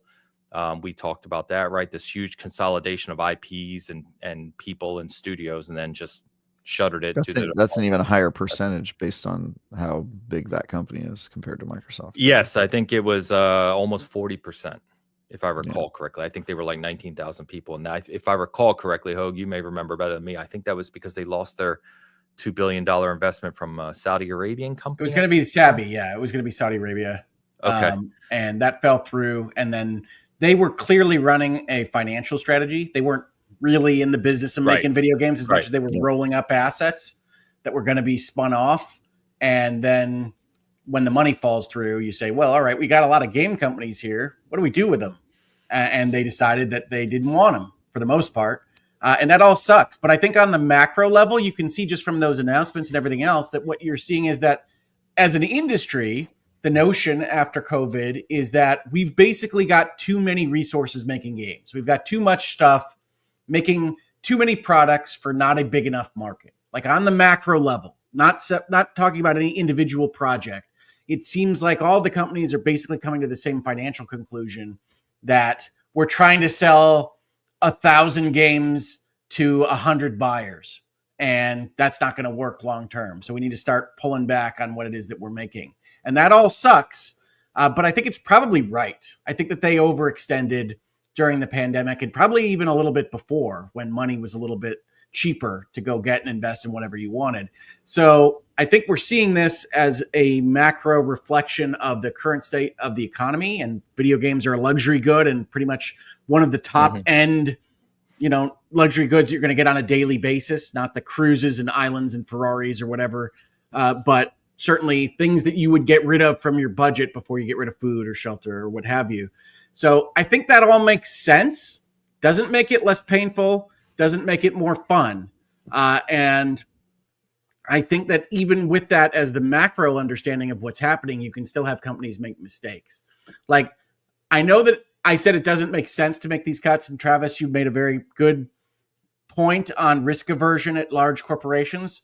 But I think in particular, Blackbird and ZeniMax Online Studios doesn't make sense because they had already gone through this whole process. And basically, as I understand it, they had checked many times to make sure that they still wanted to do an internal engine and internal tools because it's a huge expense. And then they were to get to the point where now we're going to hit the button and you don't is just a really odd time to quit. So, I mean, my conspiracy minded brain says that what they didn't want was to cancel this once there were some screenshots or once there was some notion of what this thing actually is. It's very hard to get emotionally attached to Project Blackbird being canceled. But it was going to be based on a dormant Bethesda IP. I can speak a little bit about the things that I picked up around the house. It was a science fiction action MMO in a dense vertical environment. It was something to be excited about that people would have been really excited about. And that people internally were really excited about. So I feel like we did lose something. I feel like there will be that article from Bloomberg or someone else in a couple of years that talks about a report that came out already, Hogue, about that talks about what this project was, and that's and people are going to go, "Oh my God, I can't believe that one went away." Yeah, sounded amazing. Sorry to interrupt you, but yes, there was an article because Eric shared it with me. I think either yesterday or the day before, where someone's releasing details of what it was, and I read it, and I'm like, "Oh my God, this game sounds awesome!" Like, what the hell, man? Now, that's not to say it would have been awesome. Of course, we've seen that in games many times, but I think conceptually it was sounding excellent. So. But they were going through all the steps. I mean, like some of the credit that you see in this, like the Summer Games Fest era of like the Expanse game was how many times they iterated on that combat formula and how excited people were that they went through that process. Like I can tell you that they were going through the technical steps to make sure this thing felt fun. And it was coming along. This was not the perfect dark. And this is not to disparage anybody that was working on any of those games. Games get in development hell for all sorts of reasons that don't speak about you as a person or your qualities as a professional. But this was not that. This was not the way that this one was going. Yeah. I don't think it had anything to do with that personally. I think it's literally just like it's an investment in a thing. Item. It's a chance. Yep. Why take a chance when you can just can't we just put more money into Call of Duty or Candy Crush? Let's do that. But they're still making games. Like you have to see, you're still picking where you're making the cuts. They're still making Grounded. They're still making Contraband. Like you're picking where you're making those cuts. So this one making making a lot of sequels, making a lot of, you know what I mean? Like there's just fewer creative chances or risks or new stuff. That's why I was worried about Double Fine, because Double Fine's, you know, they're goofy, right? They make crazy stuff. Yeah. In fact, we saw their new game at this year's showcase, which looks again very unique. And I was like, they're also, I think Double Fine gets to avoid notice because they are less than a single peanut at the company, and so yeah, that's a Double Fine as a studio is a rounding error in Microsoft's book. Yeah, and I don't think you're likely to see the cuts directed at the companies that they specifically bought, right? Like ZeniMax Online Studios was bought by them, but as a part of the Bethesda package. And so the Bethesda studios are already in a weird place, but you see Tango get eliminated. You see ZeniMax Online Studios get cut in half, essentially, with the remainder working on ESO. But you don't see the Double Fines, the Ninja Theories. Like I would have cut Compulsion and Ninja Theory before I cut half of ZOS off, but that's me, right? I look at them and say, they haven't produced what I would want them to produce for my brand at that point in time. And that's not, again, I know that these kinds of conversations can sound like moral opprobrium or weighing your value as a person. It's just the products, just looking at what's actually been developed. And it seems like a vast mismanagement of resources to say, yes, go work on this for a decade. We want you to do this. We want to have these tools and engine in place, and then ding you for not having a product out 7 years down the line. Like a lot of people that talked about this story that I saw online, were like, well, they didn't produce anything since 2017. It's like that. It's not true internally, certainly, but they were asked to do this thing. So I don't know what else you want them to do. And that's where I get upset about the leadership. It's like, you can't blame the devs for responding to what leadership is telling them. Like Phil needs to be able to say, this is in dire straits. You need to do X, Y, and Z, or you need to do something else because otherwise this bad thing is going to happen. And it doesn't appear like that communication pipeline is in place at any level. And I'm willing to grant that he got the rug pulled out from under him, that the board winds changed and he didn't expect it. And I would hope that a leader would be able to tell those things better. I can grant that as a possibility, but it still sucks for the devs who are just doing what they're told and trying to respond to what leadership is telling them. That latter point is exactly right, Hogan. I think that's what annoys me the most about it is like the developers in all these cases, or I'd say the vast majority of these cases we talk about, are working on the thing that they're supposed to be working on, right? And in a lot of cases we see after the fact or even during, sometimes they're doing good work. How they're directed and how they're managed and how the funding is managed and the timelines that are set, those are all leadership things. And I think that's what drives me so crazy. And in a lot of cases, well, I don't know a lot of cases, in some cases, and it feels like this is one of them, where it's the devs that pay the price. It's the devs that have to look for new work. It's the devs whose work gets scrapped after years of effort. And meanwhile, that middle layer of senior leadership is just still there chugging along. And I don't know, that just frustrates me. From the outside looking in, of course, we have to clarify many times over. I don't have all the details on what goes on behind the scenes here, right? There are undoubtedly more details that would color some of this analysis with perfect information, but we can only talk about what we can talk about. And I think it is probably past time, but certainly at least now time to really consider what it is that middle management layer, the Xbox gaming layer, is doing and is capable of doing at Microsoft Gaming in the future. And I don't know whether that'll happen or not. I suspect Microsoft as an entity would prefer to just have gaming in the corner and not have to think about them so much. So I don't expect major changes there. But I can certainly stand here or sit here and say it is far past time for the console warriors online to stop just accepting whatever Sony or Xbox or Nintendo says with their nicest, most genteel management prospect to go talk to you on your podcast. And I will tell you, I had arranged to have an interview with Phil Spencer during the ABK acquisition. I had put that, he's been a perfectly nice communicator with me. That got scuttled by Xbox legal. And he was at least presenting as sympathetic for that happening and wanted to be on the show. I have nothing against him. He contacted my wife when I was in the hospital asking how I was doing. I just think that this particular moment in time is one where it's time to ask questions about how Microsoft Gaming is being led. I agree. And I think there's probably some truth in the commentary you had around, the position he sits in. I can only imagine the challenges of sitting in that position, right? And between where he is, between Satya and people like Amy Hood, and leading a gigantic organization of Xbox first party, right? Yeah. That's an immensely challenging position. It is a ridiculously hard job, folks. I do not want to have any other notions out there on that. But, and this is a big but, that is why you get paid the big bucks. Correct. Yes, exactly. Yeah. I'll do it. We've talked before about I've met these people. You guys have met these people. They're not bad people, right? They are. There's a lot of context here. Some of them are. The people we're talking about here at this moment, I don't think are bad people. They're bad people, and if you hire me, I promise to be the worst of them. So you need a bulldog. You need a bulldog in the front yard, don't you, Hogue? You know what I'm talking about. Up 5. Come on, dude. I know people aren't going to believe me on this, but I am actually super appreciative of Travis on this show because I will just be honest with you 100%.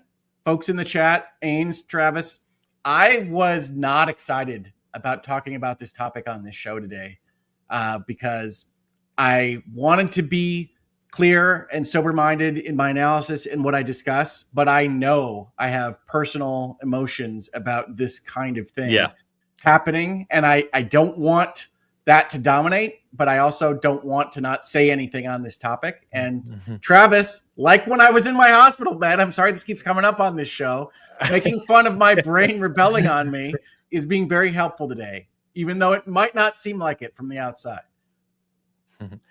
Yeah. Guybrush says McCaffrey thinks Phil makes 8 figures, thus over 10 million a year. For sure, he can handle some heat. I can guarantee you he makes more than that. I mean that. Yes. I'll do it. I would have pegged that role at like 50. So yeah, it's definitely 8 figures. Because it's not just a salary, right? As we've talked about. In fact, one of the things I wanted to mention, and this is where the conversation, I think, where people just on the outside looking in, the developers making 100K a year, what have you, fully loaded, right, get frustrated. So like when you look at EA, what was just reported out of EA a couple months ago is that they let go another 5% of their staff, which was about 600 or 700 people, in addition to 5% last year. So about 1,300 to 1,400 people total. And then, they note, of course, Steven Totillo did the reporting on this, that Wilson just took home, $29 million in stock benefit. And I think that's where you lose people, right? It's like, what's happening here? You're mismanaging your teams. Yeah. And the mismanagement we can absolutely discuss. I think that is where people get confused. That's a common video game reporting. It's a common media reporting tactic to go and talk about CEO pay versus baseline pay and whatnot. In some not small part, those big bucks are being paid to the CEO, to the executive, to do these things, to make the hard decisions, to keep the money coming into the company, and to be the bad guy. You're getting paid to be that dude that gets the 28 million in stock and equity positions and everything else, while you're firing the guy that makes 100,000. And that sucks. And there are decent and good people that take that job and feel it every time that it happens. And there are monsters that don't and are exactly worthy of your consternation. But just having the job and needing to do that does not make you the evil fat cat that you want to put against the wall, or whatever else you want to say is your idiom. And I do think we sometimes commenters, YouTube commenters, remember, Phil Spencer makes a lot of money. Let it fuel your YouTube comments. You could be more hateful, I think. Why not? He makes that much money. Throw another slur in. You're playing with house money now. Oh boy, where was the comment I was going to pull up for Travis that I like so much? Which is, if you give Travis the job, he would approve so many dating sims you wouldn't believe. First of all, talk about being a monster who just enjoys the layoffs. I would be like, Activision, sorry, your whole company's gone now. I'm taking all of your budget. I'm investing it in an $80 billion dating sim where you date mer people. And it's going to be the largest investment Microsoft's ever made in any game. In a genre the Quentin Tarantino of tech CEOs. You know every single fetish that he has. But here's the thing, Hogue. I'd be creating something unique. We don't know what an $80 billion dating sim looks like. But we would if I were at the helm, okay? Joe Munger says risks in this house. A quad A dating sim. Yeah, dude, absolutely. I actually can't even argue against that position. It would be unique. It is also the reason why future stockholders and investors of the world, you don't invest in a Travis to run your company. No, you don't. Look, I'm good at one thing and one thing only. I'm good at the beginning. I'm there for the beginning, and then I leave. But Travis, we've talked about that. We've talked about the fact that there's a whole host of CEOs that just start companies, and when it gets to like 10 employees, they move to the next one. They like that starting phase. You see it in video games, right? Against the Storm just came to consoles. I love that game to death. Play it, everybody who's at all interested in building little towns and having Badger people go and chop wood for you. Absolutely fantastic RTS. But that game is entirely premised on you like the beginning of 4X games, right? You like the beginning of building cities. And so you're just going to do that in a rogue environment time and time again. There are CEOs that have wonderful homes and hugely successful careers that essentially bop out as soon as the first round of big investment comes in, because they like to do the garage. They like to do the close-knit team of people eating Chinese and reading their fortune cookies and hoping that their tech company survives. And then when that money comes in, they don't like it. They don't like to have a middle management position. They don't like to have this relationship with the Series A investors and everything else. So absolutely, Travis can have that specialty of the little company and the startup. And I'm here to tell you that Phil Spencer saved the Xbox brand in an important way after the One generation. And is true. it might just not be his thing to do what he's being asked to do right now. Also true. Yeah, I think that's a good concise way to say it, Hogue. Yeah. So while we're having this conversation, shout out, we've hit nearly 300 concurrent people hanging out with us across the channels. Thank you so much. Please hit that like button. Please share it out. We sincerely appreciate it. Microsoft, My good if you're listening, friend, I'll do it. I'll take the 50 million. I'll jump on that grenade. We've got a couple super chats coming in here. Here you go. Phil Schwinkter offers €5 to write. Let's celebrate gaming and the amazing people, all the great games. Signed, the upper management. I Nice. think actually that's not signed. Make on the... Yeah, I think it's saying let's celebrate gaming and all the amazing people that make the great games. The upper management. The upper management. Nice. Okay. Celebrate senior leadership is what Phil Schwinkter is. I wouldn't have used a dash. I would have used a colon, but it's okay. Well, it was written by Microsoft AI, so you get what you get. That's fair. Poor old Phil Schwinkter. There you go. There you go. Thank you for the super chat, whoever you are. I appreciate you. Shout out to my good friend Wagerman here, Alex, a OG Xbox guys, and one of the guys that I put on the watch party in LA with, who did a lot of the legwork. So Wagerman offers $10 and writes, "Good morning, guys. So what format would you like Xbox to respond to the criticism? Podcast, business update, interview, blog post? Some say they shouldn't respond like Sony does. What say you?" let's say you. I actually personally really like their long form informational blog posts that are written almost in the thousands of words article style that they did when they were doing ABK, and they would talk about how they were negotiating with the unions and whatnot. Like, I think that's a really effective way to get a lot of information across without kind of the cross noise of an interviewer or the video presentation of looking too glib about all this stuff. But I know that a lot of people are going to disagree with me on that because it's a lot of reading. And a lot of people don't like a lot of reading. So that would be my instinct, is really give an in-depth look at how these decisions are made, what's happening behind the scenes. In a post like that, you can control the messaging. Again, speaking as the corporate lawyer that has to deal with corporations wanting to talk to the public on these things, you can control that process. And it's probably not going to be the most visual thing that you do on all of this, so you don't have to take all the slings and arrows that might come with a very prominent YouTube video. If you do a video, I would say don't glam it up, don't glitz it up, don't do this kind of here's our fancy show about what it is that we are at Xbox, and don't pretend like this didn't happen and it isn't bad. But chances are they'll avoid me entirely and do something exactly the opposite of what I just described, and that's what you'll get. I was going to say kind of similar, Hogue. My preference would be a video. The problem you have with video is you're going to just be looked at as talking heads again, saying whatever you need to say. And I don't think it's really going to be taken genuinely. I think you can get more of the point across in what you described, Hogue. But I think that maybe our generation would prefer that type of detail. I don't know if that reaches the same type of audience. We are more seasoned. Yeah, so I don't really know. I think I don't know the answer to this. I think it might be good for them to speak to it. Yes. I think that no matter how you speak to it, it's not going to be taken well. So you may have to take you have to. I didn't mean to jump on you, Ains. I'm sorry. No, I was just going to say you have to accept that. You're exactly. not going to spin this into a chocolate cake.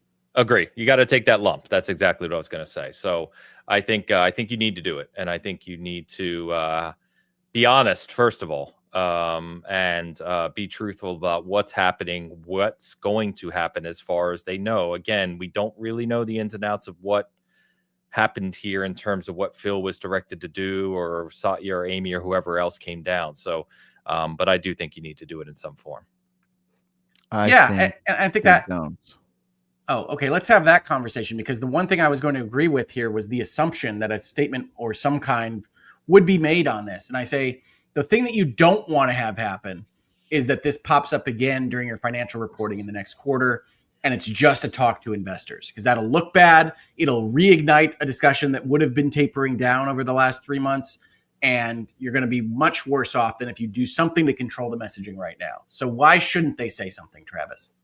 I think that like it. This isn't what like the question was. What would you like them to respond? I have a separate answer for that. It's a joke answer. Surprise. But my like actual advice to Microsoft, if I were getting that $50 million, would be don't talk about it, because the vast majority of people don't know the story, don't care about it, don't know what Blackbird was, don't know, have already forgotten about the Perfect Dark and Everwild trailers. And by just not mentioning this again and moving on with your life, 97% of the people who play your Xbox games or know about your brands are going to forget this ever happened or never even learn about it. And so you don't need a long form video or any sort of publicity for this bad thing you did. That's my argument for them. They can go ahead and try to spin it. I know a lot of people get paid to do that, but if I were on their marketing team, their PR team, I would just say, just pretend this didn't happen. I want to be clear on this. That advice that you gave, Travis, that communications consulting, that's not a $50 million position. That's a $50,000 position, maybe. No, I'm saying you're going to pay me the $50 million. Now I'm Phil Spencer, right? So. I see.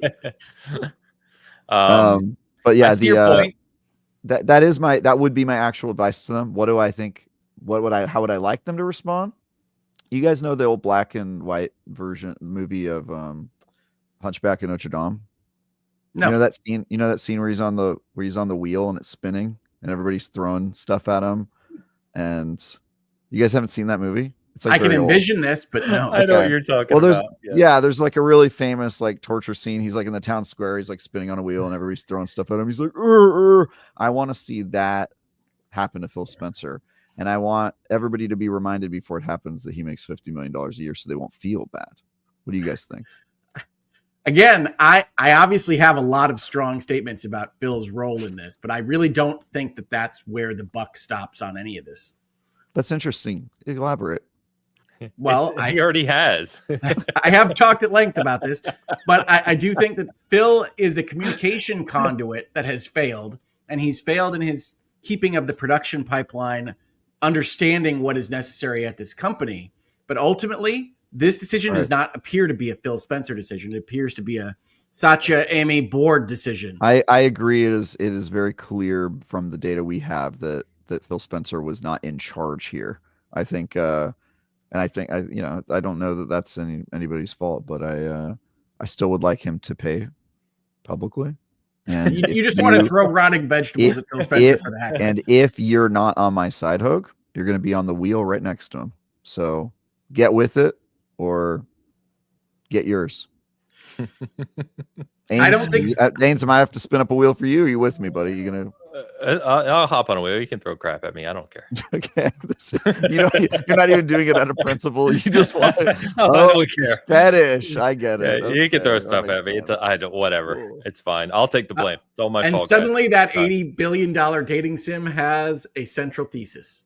There we go, guys. There you go. Look, we've done more for the creative games industry than Microsoft could ever do, and we did it on a budget of negative dollars. I believe we did it with only 80 billion. I mean, come on, that's nothing. 80 billion. Alex or Walker, thanks, my friend. Dude, if you had $80 billion, I'd be so mad at you. Be like, bro. Dude, if I had $80 billion, you'd be rich too. Like, I don't think we joke about this, right? Like, the actual daily living amount of what $80 billion represents is unfathomable. Like, yeah, it is. It's it's incomprehensible. It's like everyone I know, everyone I was friends with would be rich and retired. My financial advisor says you really stop worrying about day-to-day expenses at $300 million. At $300 million. Yeah. I promise you I can stop worrying about daily expenses at a lot lower number than that. Well, I mean, I think he's saying like you could buy whatever you want and still not worry about it. Like you could buy your dream home. You could buy a dream home in every city and you still wouldn't even, it would be a drop in the bucket. Like literally money's no object for whatever you want. Yeah, I understood, but I can live. I'll take. You can buy all your cars that you want to buy, Look, just give me 10% of that. I'm good. Thank you. Yeah. I'll let you know if I ever have 30 million in the bank. Alex, thank you. Host of the Trophy Room, a PlayStation podcast, Mr. Bad Bit. Joe, how we doing? What's he say Mr. here? Bad Bitch, right? So $1.99 super chat, right? Thoughts on folks passing Yeah, I don't know why that's showing emoji. up on our. There's something there. Missing- It's not showing up on YouTube. Yeah, it's Missing object. emoji blame to Satya and Amy. Amy Hood, yeah. I think it's probably warranted. I mean, it takes a village, but like, I don't know. Just the reporting I've seen, I don't think Phil made this decision personally. I think it was a Agreed. Microsoft level decision. And if you look at the cuts across the company, I would say there's a lot of data to support this. Whether he chose these specific things to be cut, I personally think the strategy seems to be let's cut the big expensive stuff. That way we don't have to cut like a whole bunch of shit because they cut like the massive teams. But I don't know. Yeah, I don't think that Phil Spencer is where the buck stops on this. So I think people saying it goes higher than him are accurate. I also don't think that the fact that he isn't the final arbiter of what gets spent at Microsoft gets him entirely out of any part of the blame here. So I think Phil Spencer and his team are deserving of opprobrium, are deserving of judgment on this.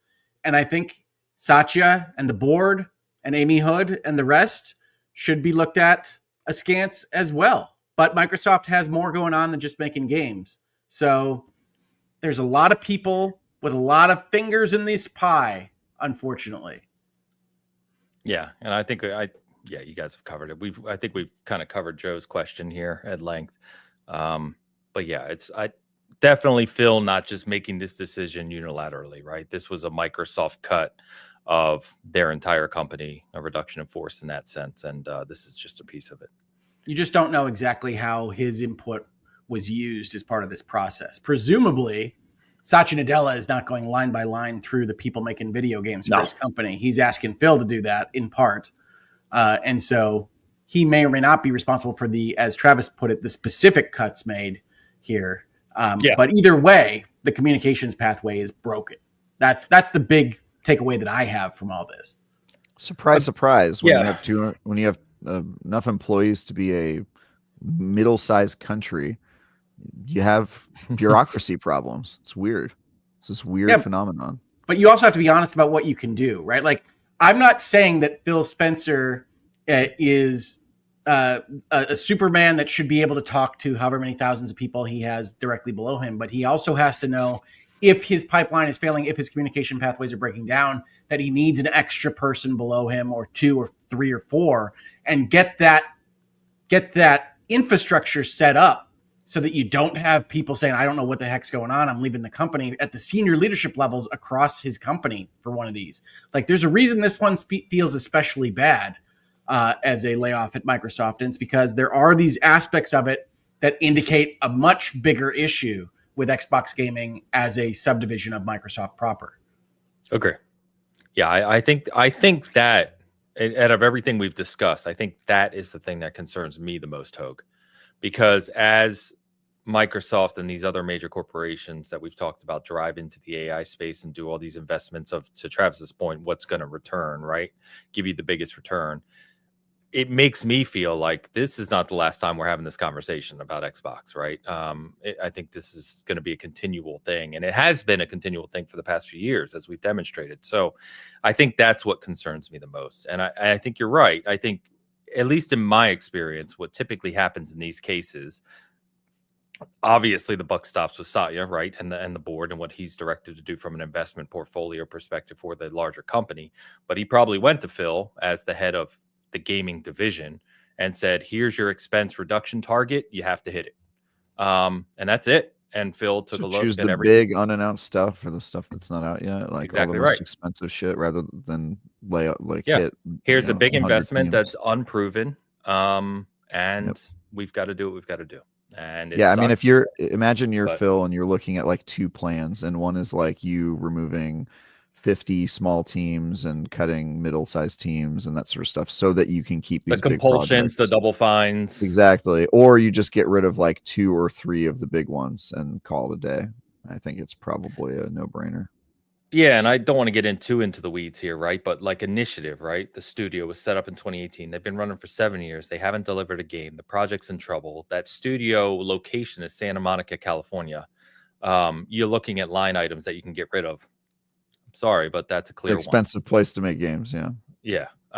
So it's stuff like that, and it sucks for the people involved, as always. But yeah, it's just messy any way you look at it. Anyway, anything else you guys want to touch on this piece? I feel like it hasn't been the first time or even the fifth time we've talked about this, but won't You have be to the go last. in 10 minutes, don't you? We do have a hard stop today. But I mean, that was the bulk of our topic today. So you got to cut us off, Ains. You got to be like, we're done with this. No, Well, that's why I mean, on any Xbox, last closing thought you want to add here on this? Well, I see it's next on the rundown, but I think we should throw in the Helldivers news into the Xbox topic because it does reflect on Xbox. Yeah, so Helldivers 2 gets announced for Xbox. It's launching on August 26th, which is funny enough the same exact day that Gears is launching on PlayStation. And the reason they're doing Strangers on a Train. You take mine, I'll take yours. It's like one of those fantasy league swaps. Yeah, exactly. It's like a trade. Well, mine was the only reason I want the only reason I wanted to mention that, of course, is because I think it's indicative of the larger picture of the gaming industry, part of what we just touched on, which is, profitability and revenue or profit margins, however you want to look at it, total revenue is the focus here for these companies. And the walls that we've known, and we've talked about this here at length too, the walls that we've known for so long, for decades, are breaking down, right? And this whole idea of console ecosystem and exclusives is disappearing. And so it was to their credit, that's Xbox doing. If you like that all these walls are coming down, thank Xbox. I mean, they kind of drove that. I mean, they drove it. I think Xbox is a part of that. I think live services taking over as one of the predominant types of games is a major factor. Right. Which has been driven by Microsoft and other parties that hate the platform thing. I think, well, I mean, that's true. I was gonna say it's been driven by like the Tim Sweeneys of the world, but he definitely hates the platform thing. Yeah, I mean it is funny, really, because it wasn't that long ago, and people will remember this, when Microsoft introduced crossplay for Minecraft across multiple platforms. PlayStation at the time denied it and said, I mean, that's not that long ago that we were having those conversations. Wasn't there hurt them? It was an expensive lesson for them. Remember? Yes. Yeah. Wasn't Tim Sweeney the one that quote unquote accidentally hit the button showing that Fortnite could be played across platforms? Yes, it was. Yeah, they made that is the most. That is the most gangster. That reminds me of Ryan Reynolds leaking his own Deadpool script to get it made. Like, that's a gangster move right there. Tim likes to breach his contracts. We learned that from the whole. And Fortnite look, I'm all for that. Everyone should breach every contract, in my opinion. Excuse me, sir. Paper. I can't control you could have talked to me about Borderlands 4 several weeks ago, and you didn't. So I don't want to hear from you. The contract wasn't the problem. It was just I don't like you. All right, that's fair. I can't even argue with that one. But yes, this was this is cool to see. I've been on the train from the beginning. Put all the games everywhere. I don't care. I just don't care. Let me play my games where I want to play them. Honestly, it's a great fit for the Xbox brand. I want it to be hard for me to remember which games have which platform and as inconvenient as possible. This is me as Phil Spencer. It would be funny if that did happen. I do find myself trying to remember like which streaming service has the thing I'm watching on it. Yeah. I do that too. I can imagine a world in which you're like, which is it on the Xbox? It's made by Sony. Where was I playing this? Well, and funny enough, remember we talked about Xbox's Play Anywhere feature a couple weeks ago, and I said how the long-term play, right, is integrating with the other storefronts, right? So if you guys didn't see, and Travis, you may be part of this, Hogue, I don't know if you are, but I'm part of the insider test program, right, at Xbox. And so I got the release this week where my Epic Games Store and Ubisoft and Steam games are showing up in my Xbox PC launcher. So I can launch those games directly from my Xbox PC launcher now. Why would you? But it's cool. Agree. I mean, it's still there's a roadmap that has to be worked out there. Literally no reason to ever do that, but they did it. The one thing that did come up, which is funny, as part of Xbox Game Pass perks, they give you those little perks for certain games. There's a $30 perk for the finals through Xbox Game Pass, where you got like a $20 set, some currency, and you get bonus XP in the game. If I play the game on Steam, which I was on my PC, you don't get the XP. If I play it through my Xbox PC launcher, I get the XP. So I've actually uninstalled it on Steam. Now I'm playing it on Xbox launcher. That's how we'll win. will bribe them into using our launcher. I mean, that's the entire Bing business model, right? That is the path to victory. Yeah, pretty much. Oh my God, don't get me started about Bing. My day job life has been dominated by them because ChatGPT runs off of Bing. I'll just search it on Bing. I'll Bing it. Yeah, Bing it. Have you guys ever watched one of those TV shows where Microsoft was clearly a sponsor and like it'll be like the CSI show and they'll be like, yeah, let me Bing that real quick. And you're like, wait, is this a freaking alternate reality where Google didn't like exist? Like, why are they saying that? It's so insane. I love those shows. It's like watching Apple TV shows the same way. Canonically, you have to assume that they live in an alternate reality where something happened to Google. And that's interesting to me. That's interesting. But yeah, I always find that funny on Apple shows. You know, they're clearly like pulling out their iPad or their iPhone or something, you know, and it's like, yeah, okay. It is funny. Apple logo facing out. No. As the corporate guy, I do sometimes watch TV shows or movies and see the brands being used and be like, well, okay, chances are that guy is not a serial killer or he's not going to turn traitor because the brands get to watch these things and see how they appear in the scenes. He was holding a bag of bugles, so he can't have murdered all those. but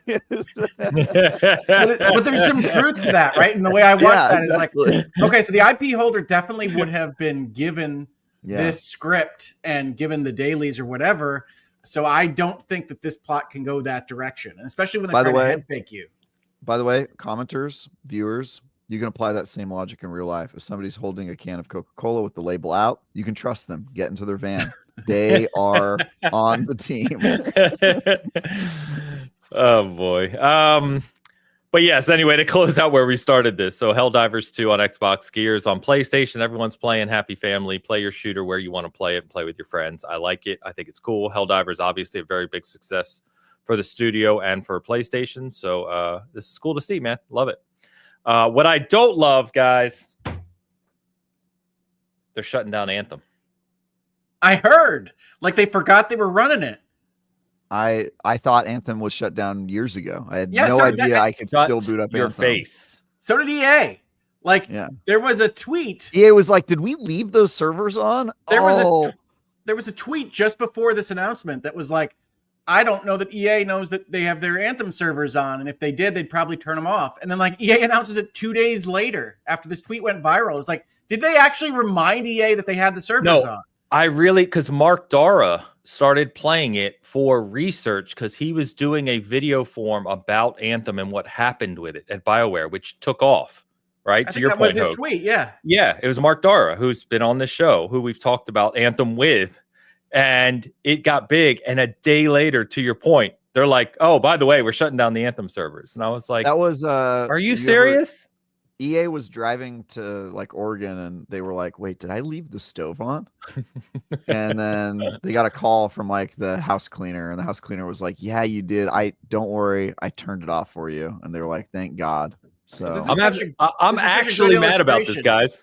Are you actually an illustration about what I talk to my clients about so often, which is that whatever you're doing, you don't want the eye of Sauron on you, right? You don't want the IRS. You don't want the regulatory body. You don't want your employer, the company, whatever it is that we're talking about. You don't want them to notice you. And so Mark Dara going out and saying, hey, the Anthem servers are so on. That's pretty awesome. EA saying, whoa, wait, what? That's just how these things happen. I'm actually mad. I'm not joking. Yeah, I don't blame you.